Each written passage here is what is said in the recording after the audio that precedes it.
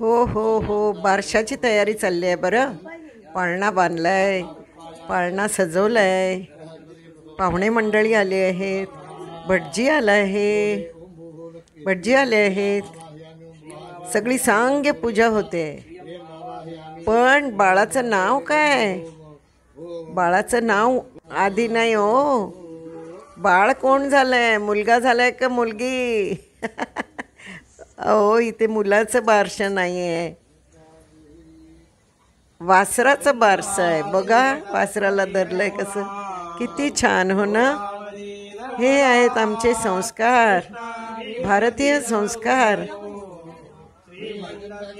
प्रत्येक प्राण्याला गाय ही सर्व देवतांची देवी आहे समजली जाते. तिच्या पोटात 36 कोटी देव सामावले आहेत.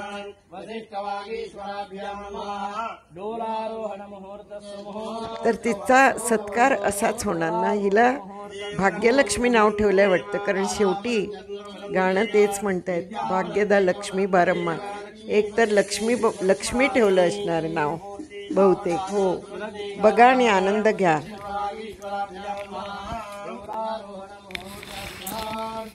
एक गंमत सांगू.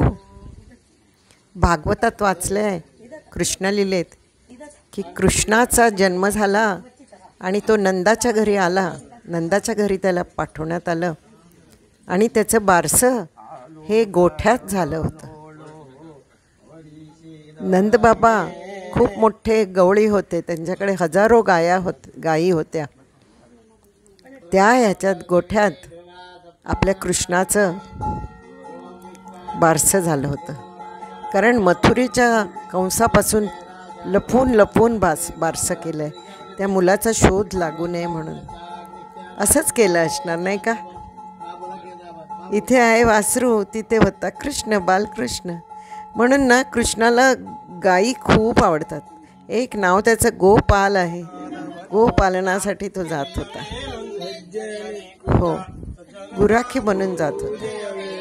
यशोदेने किती त्याला पहिल्या दिवशी जाताना त्याचा साज शृंगार केला, पण तिने आत जाऊन दुधाचा ग्लास घेऊन बाहेर येईपर्यंत हा गुराख्यासारखाच ड्रेस करून बसला होता आणि म्हणाला, गुराख्यांबरोबर जायचं तर मी गुराख्यासारखंच झालं पाहिजे, नाहीतर ती माझ्याकडे खेळणार नाहीत. असा होता आमचा कृष्ण. आणि एवढी गोड वासरं कोणाला नको आहे तो. त्याची खूप आवडती होती वासरं. तर आता हिचं नाव लक्ष्मी ठेवलं आहे. हो,